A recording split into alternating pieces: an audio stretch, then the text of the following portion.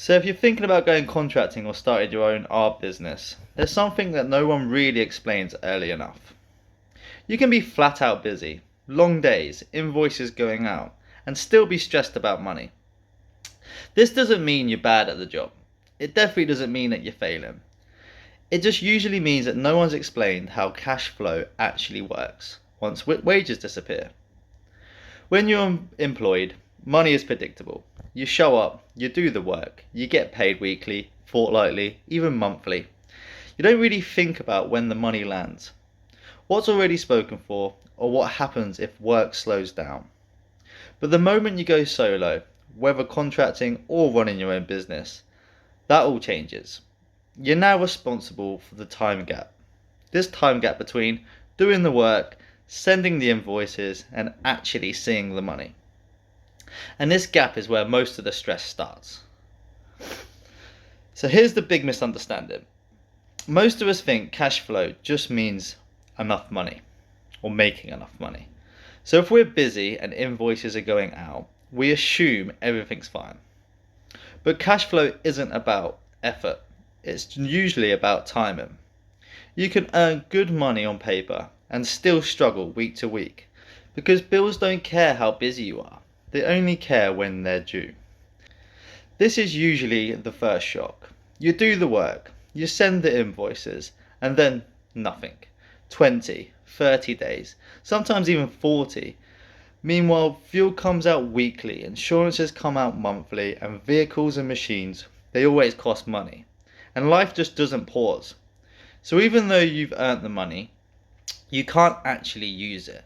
This is important to say clearly. Delayed payments don't mean you're bad with money, or that you shouldn't have gone solo. It means you're now operating in a system that's built on delays. So what helps this? So knowing your payment terms up front, expecting these delays instead of being blindsided, planning around when your money lands, not when they're invoiced. The mindset shift alone can remove a lot of stress. When you're employed, you don't see the full cost of doing the job. So once you're on your own, everything becomes visible. Fuel, saws, chains, insurances, vehicle and machine wear, PPE, and usually a bit of downtime. And these costs don't arrive evenly. They come in waves. One of the most helpful shifts early on is stopping the question, how much did I make today? And then asking instead, what does it cost to exist each week? Not profit, not growth, just survival. When you know that number, decisions get clearer and you stop guessing. So this one's emotional. Early on, a lot of arborists underquote because being busy feels safe. You think, if I stay busy, I'll be fine. But being busy doesn't mean stable. If your pricing only covers costs, one quiet week can undo a month of hard work. So this isn't about charging top dollar. It's about charging enough to absorb reality. There's always going to be weather delays, breakdowns, late payments, slow periods. Underquoting doesn't just hurt finances. It increases pressure, fatigue, and injury risk. Let's not speak about the effects on the industry it actually has as well. So charging sustainably is a form of self-preservation. This is the piece that ties everything together. So most arborists start with no buffer, no safety net, and no room for error. So every delay feels quite personal, and every quiet week feels dangerous. A buffer doesn't need to be huge.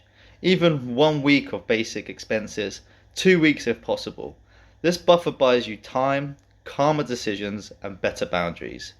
It's not about getting rich, it's about creating this space. And spaces change everything. Cash flow problems usually aren't caused by one mistake. They come from a combination of delayed payments, upfront costs, underquoting, no buffers, and a lot of machine problems. None of these mean you're failing. It means you're learning something most arborists were never taught. That's exactly why I'm starting branching out. To talk honestly about this stuff, so fewer people feel caught out or alone. If you've already made the jump, what caught you out with cash flow? And if you're thinking about making this transition, what worries you the most? Please drop a comment. These conversations help everyone watching. So stay safe out there, and I'll see you in the next one.